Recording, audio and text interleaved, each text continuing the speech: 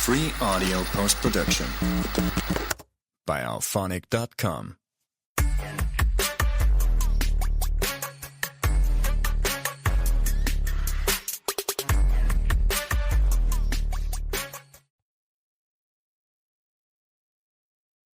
First of all, I know you very well. I know you also don't really like me, especially to say you're a leader, because you feel like yeah. Actually, I see over and over again is that people come to you with their concerns, and then they also share with you their story, and you hold their story with such a manner. When you have the opportunity, you're always willing to make sure that those stories go to the right people.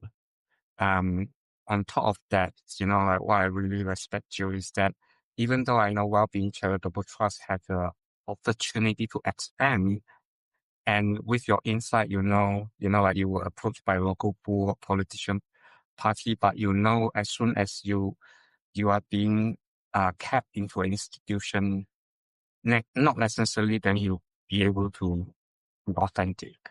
So you choose to be authentic, despite like you could have, go a lot more further if you really, because, like for you, many people know you, like to be elected will be easy, but you choose not to do it. And that is my biggest respect, because you really wanted that authenticity. You really wanted it to be the voice of the communities, and you really weighed it out. I hate it when I have to fight my tongue. Yeah. I like the freedom of saying things that as it should. Yeah. And so and then knowing that being part of a higher level, there are times you have to bite your tongue that you can't say things because you would jeopardize the whole situation or whatsoever. Yeah. But it just doesn't feel right to me. Yeah. And that's why I decided not to. Because it would be great to have someone who can manage that, but I'm sure it's not me. Yes, go back. Yeah, because we're talking about authenticity as a leader, and as I say, like I've seen how you as an Asian is not easy to challenge authority, because our upbringing is not to challenge authority; it's to be quiet.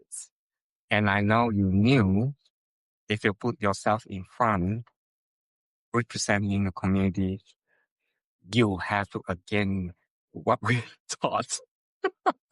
It's not only that. Yeah. You're against the authority. Yes. You are against the people who has different opinion from you. True. You're against someone who hated who hated the thinking of me presenting them. Yeah. So it's quite a few things together. Yeah.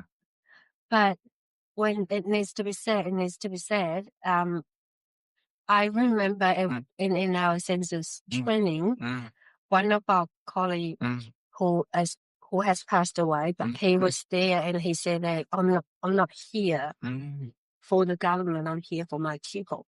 So I will tell you what is not working. And I said, that's what I want to say.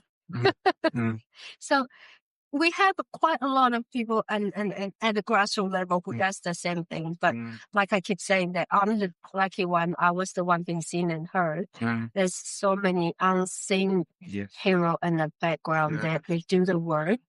And also, when you are at that position, you have to weigh out every single word coming out of your mouth. And knowing myself, that's not going to work. Yeah, I want to highlight though, like for people like Kiwi as a party car, or European Caucasian, it is in their culture. You can see that they do it so easily, isn't it? Like for us, it's a lot more challenging, as I mentioned, and especially for female in Asia country, we still have that, a patriarchal society structure.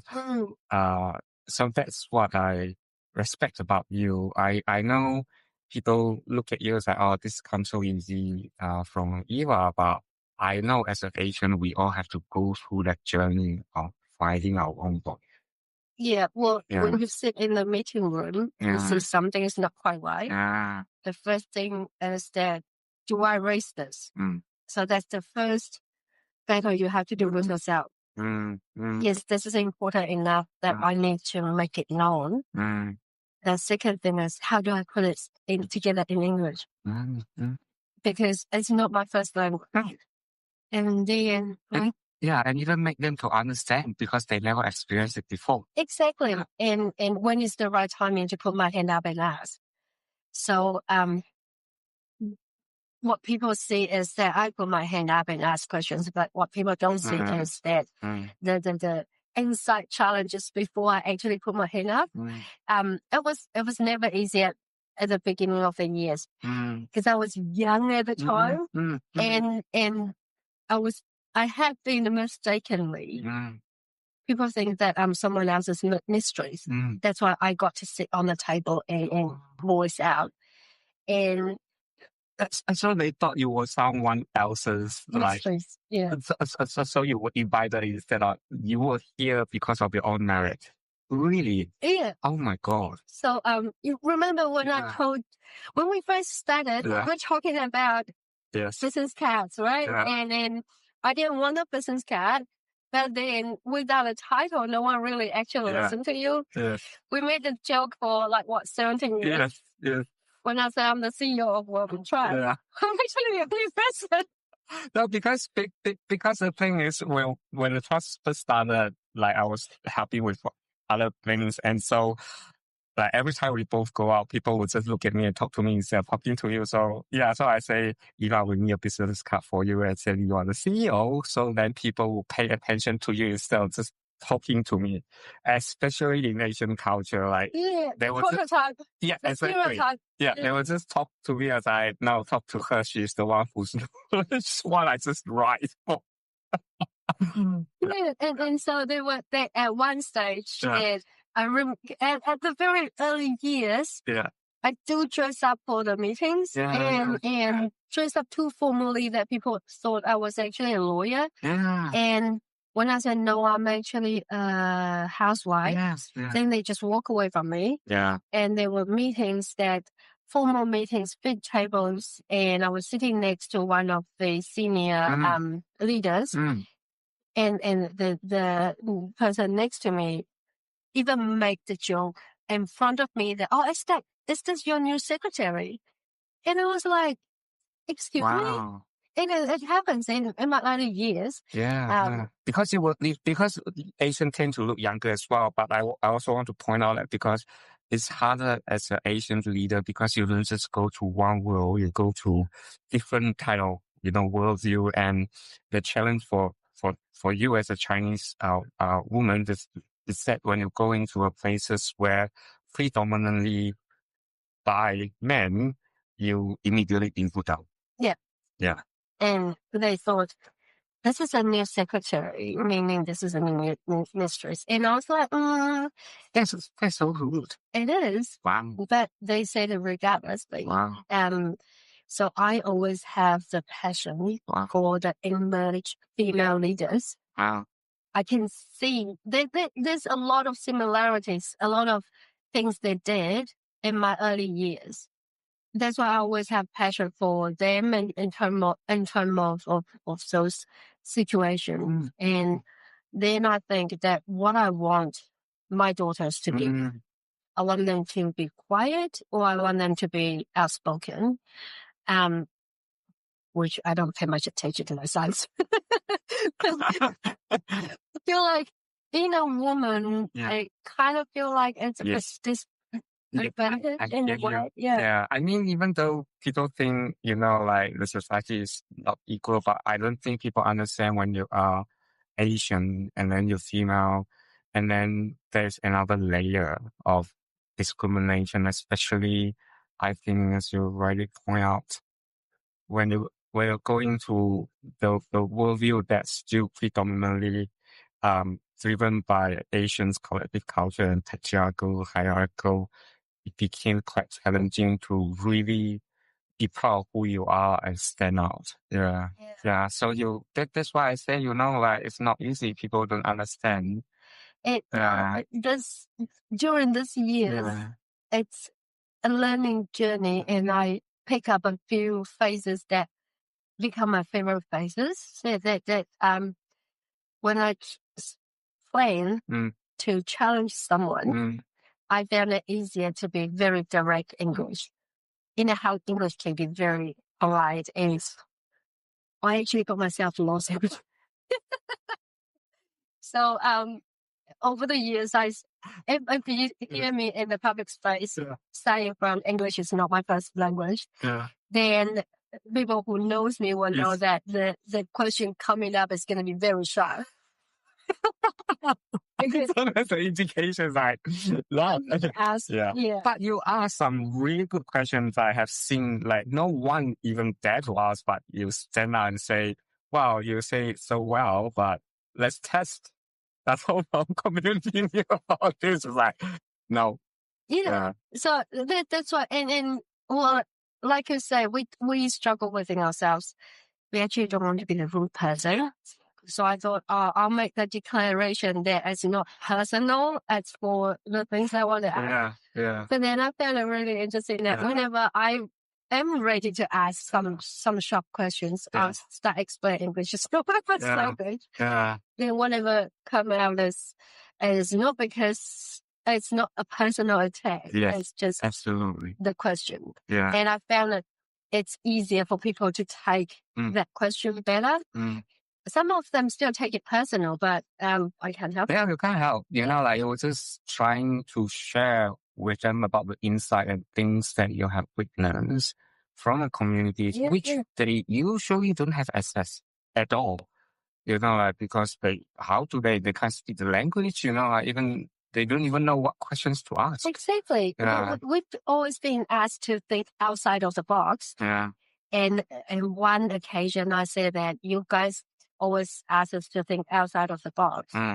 But have you ever think that we're not even in the box? Exactly. So how do we think outside of the box? And what I value as well, like, sometimes it's not even about money, because every time when you challenge authority, the first instance, we need to put more money. It's like, no, come to people like you who have the insight and give them a good understanding what will work.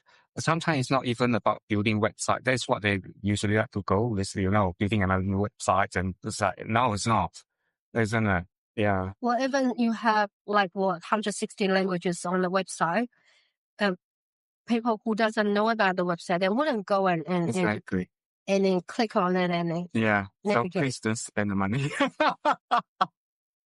It's not what No way. Exactly. Well, I do admire the technology make our life much easier, but then the people's connection is unreplaceable. I mean, when you go out and see, I don't know about you, with women. I don't go out. I hide behind laptop and write. So when I go out in the event, I'm at the age that I step in within a few minutes. I will know this is my event or not. This is the place that I want to share or not. And if I kind of feel like, then I'll stay quiet, because if no one is taking attention, paying attention, why do I even stay? So when you step in and see a room full of passionate, especially young people, you feel like, yes, so what can I do with you, not for you? A lot of times that I don't like when people talk down to you, like, I'm doing this for you and what. I like the way of, I'm doing this with you.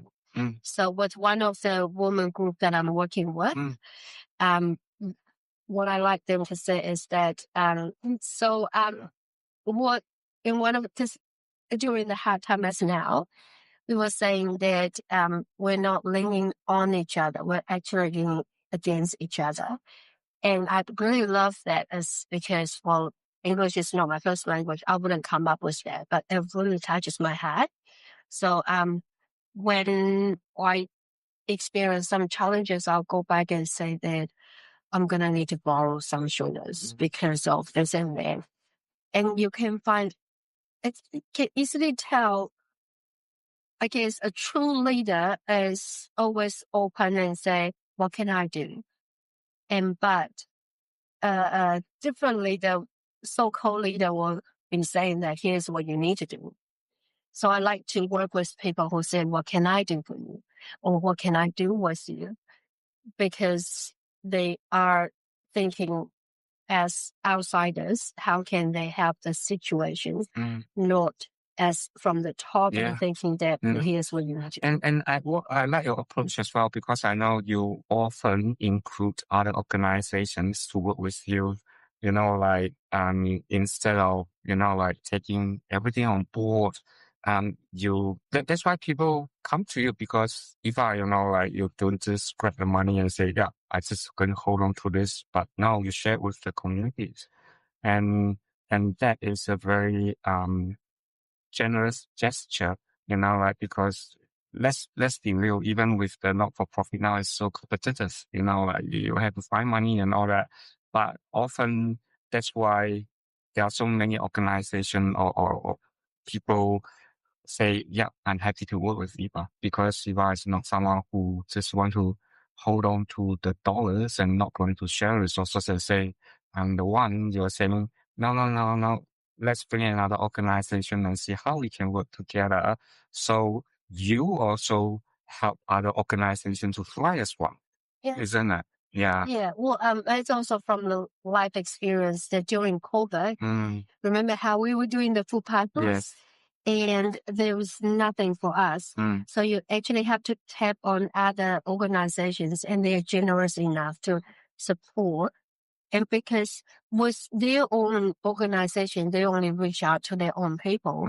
But with us, it's wider, and I see the potential of helping more people.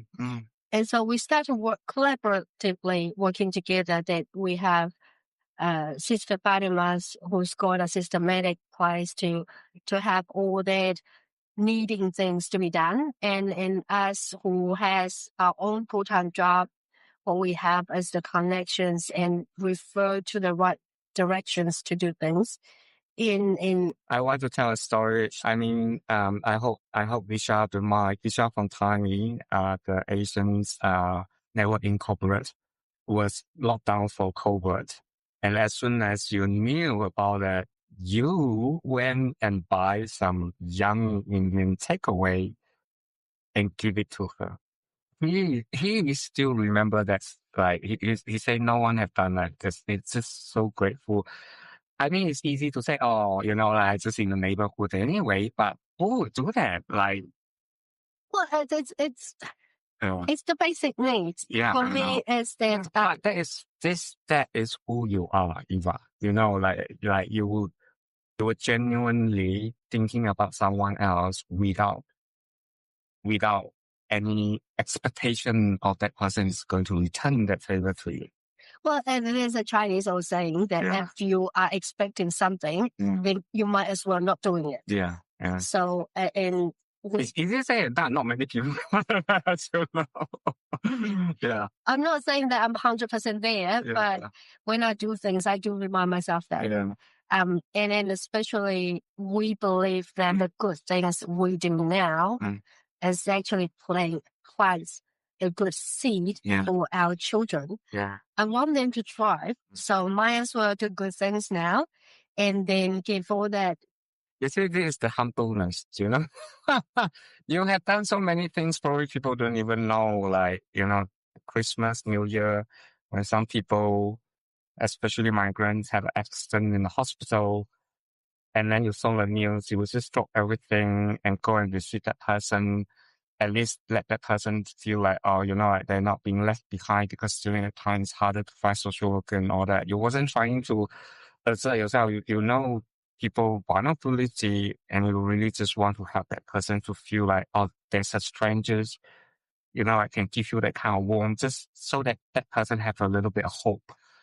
And yeah, so I just want to mention that, you know, like, I know, like, I seen you because we work together with Wellbeing Charitable Trust, and all that little things you have done people probably don't even know. Like, I knew because you was asking me for some, like advice that I don't, at this situation, what are available. That's why I knew. you wasn't even called to brag about it. It's just, I don't know. I was like, Eva, today is Christmas. I said, yeah, but that person don't have idea why. Yeah. Yeah, well, I was at one stage international student. Yes, I know. Yeah. And so if anything happens, I won't have family around. Yeah. And at one stage, my siblings all graduated and back to Asia. I don't have anyone with me. So I know and at one stage, Arthur was in and out of hospital. Cool. Yeah. So it really make a difference to have a visitor to come. And my bestie who is in Japan at the moment, she lives close by but she works during the daytime. So when she finishes work, she will bring me food to the hospital. And that really makes you feel different. Because after the whole day, checking, nursing, doctor, you just feel, and then having someone come and say, here's your dinner, and have a few chat with you, talk to the boy, you kind of feel like, right, I'm not alone. There's the things like, regardless, like what ethnicity it is, I don't think people understand when you are migrants, or even when someone from the same country moves to another town, you just don't have support period. Only see Eva, wow, successful and all that. I know all the little story behind, and you still soldier on. And sometimes, like you don't even get paid at the early day, isn't it? Yeah. A lot of time you just doing it voluntarily, but you could have just say, too hard. Well, I remember at the early years, we were talking about anything is better than nothing. Yeah.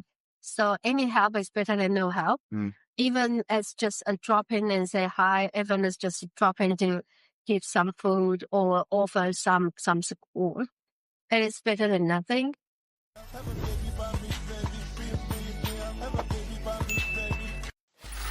Free audio post-production by alphonic.com.